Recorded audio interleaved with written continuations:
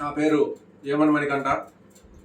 ఆంధ్రప్రదేశ్లో గత కొద్ది రోజుల క్రితం ప్రకృతి విపత్తు కారణంగా అకాల వర్షాలు పడడం, ఎక్కువగా వర్షాలు పడడం చేత ఆ వర్షపు నీరంతా వరద రూపంలోకి రావడం, ప్రకాశం బ్యారేజ్ ఎగువన ఎక్కువగా వరద నీరు చేరడం, మరి ఆ నీటిని దిగువ ప్రాంతాలకి విడుదల చేయడం, బుడమేరు వాగు పొంగి ప్రవహించి ఆ నీరంతా విజయవాడ నగరంలోకి రావడం జరిగింది.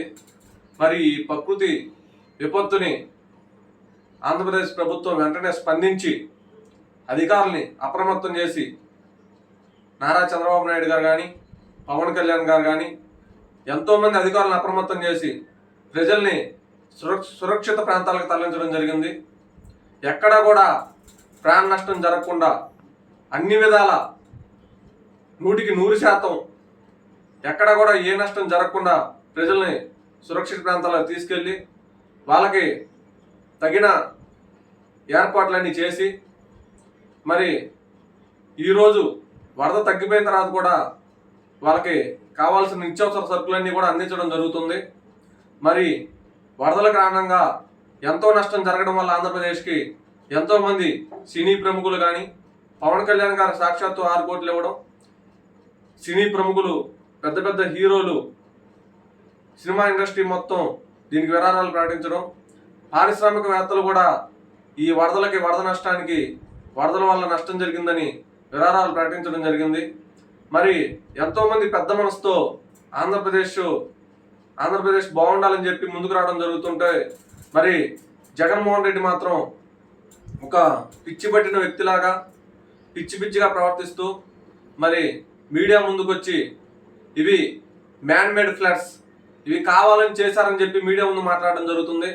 నిజంగా జగన్మోహన్ రెడ్డి సిగ్గుందని మేము అడుగుతా ఉన్నాం. ఎవడు కూడా కావాలని ఎంత నష్టం జరిగేదంటే ఎవడో చెయ్యడు. మరి గతంలో నువ్వు కూడా ముఖ్యమంత్రిగా ఉన్నావు. మరి నువ్వు ముఖ్యమంత్రిగా ఉన్నప్పుడు కూడా 3-4 సార్లు ఈ వరదలు వచ్చినాయి, మరి 2-3 తుఫాన్లు వచ్చినాయి. మరి ఇవన్నీ కూడా నువ్వు కావాలని చేసావా? మేము ఆ రోజు అలా మాట్లాడామా? నీవు అధికారంలో ఉన్నప్పుడు వరదలు వచ్చినప్పుడు నువ్వెక్కడా కూడా జనంలోకి రాలేదు.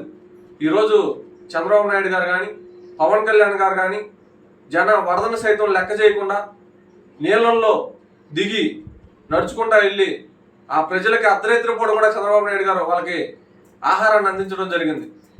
ఇది నిజంగా అందరూ మెచ్చుకోదగ్గ విషయం. పవన్ కళ్యాణ్ గారు కానీ, చంద్రబాబు నాయుడు గారు కానీ, కూటమి ప్రభుత్వం కానీ, అధికారులు కానీ ఎంతో కష్టపడి ఎక్కడ నష్టం జరగకుండా చేశారు. కానీ నీకు సిగ్గు లేకుండా ఆ రోజు నువ్వు అధికారంలో ఉన్నప్పుడు హెలికాప్టర్లో తిరిగి వరద చేసావు. కానీ ఇంతవరకు వరద నష్టం ఎవరికి నువ్వు ఇచ్చిన దాఖలా లేదు.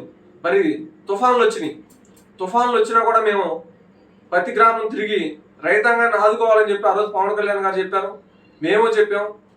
మరి కూటమి ప్రభుత్వంలో ఉన్న తెలుగుదేశం పార్టీ కూడా ఆ రోజు మీకు చెప్పడం జరిగింది.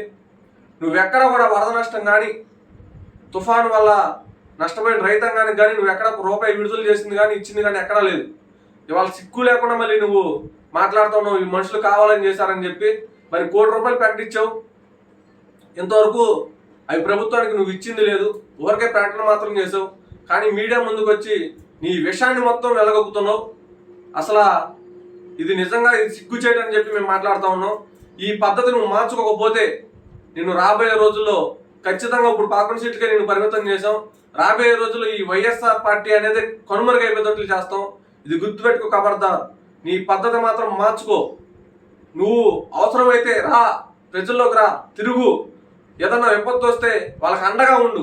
అంతేగాని నువ్వు కానీ, నీ నాయకులు కానీ, నీ కార్యకర్తలు కానీ, మీ పార్టీ నుంచి ఎవరు కూడా వచ్చి ఒక పులిహార ప్యాకెట్ ఎవరికి ఇచ్చిన దాఖలా లేదు, ఎవరిని కూడా ఆదుకున్నది లేదు. కానీ విమర్శలు చేయడానికి మాత్రం వచ్చి నువ్వు మాట్లాడుతూ ఉన్నావు. ఇది నీ హోదాకి ఏమాత్రం సరిపోదని, ఇది నిస్సిగ్గుగా నువ్వు ఇలాంటి మాటలు మానుకోవాలని చెప్పి మేము తెలియజేస్తాను. ఇది నువ్వు మార్చుకోని పక్షంలో నీకు మాత్రం రాబోయే రోజుల్లో గట్టిగా బుద్ధి చెబుతా ఉన్నావు, తెలియజేస్తా ఉన్నావు. జై జనసేన, జై హింద్.